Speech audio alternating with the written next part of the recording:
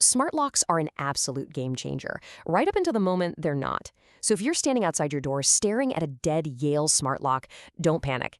This guide is going to get you right back inside. Okay, let's picture it.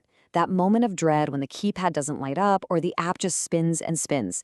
It is super stressful.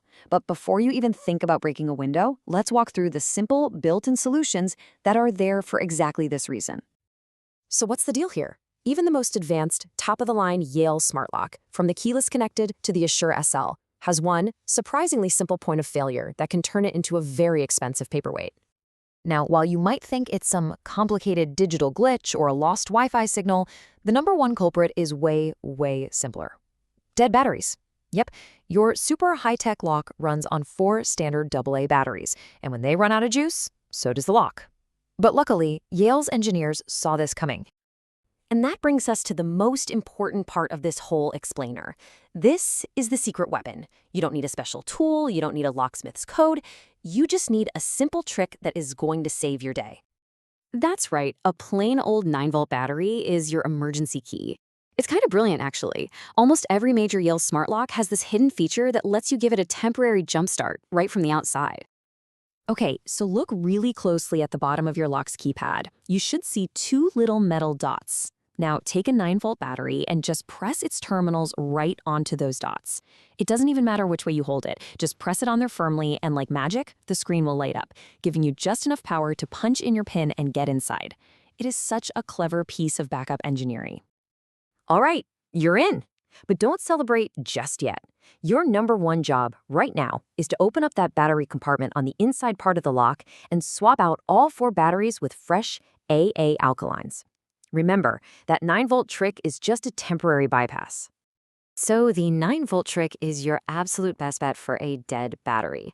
But what if that's not the issue? Or what if you just don't have one handy? Don't worry, you still have other options. First up is the old school method, a physical key. Some Yale models actually have a keyhole hidden under a little cover.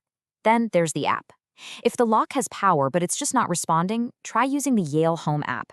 A direct Bluetooth connection might just do the trick. Or you could phone a friend.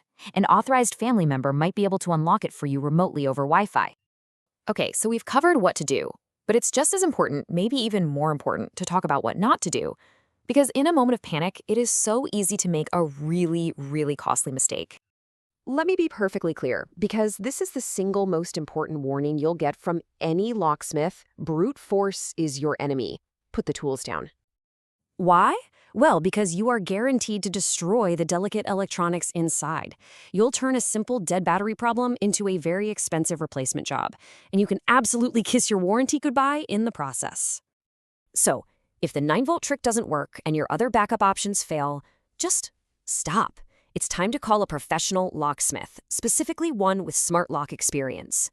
A service call isn't cheap, I know, but trust me, they can get you in without destroying your expensive hardware.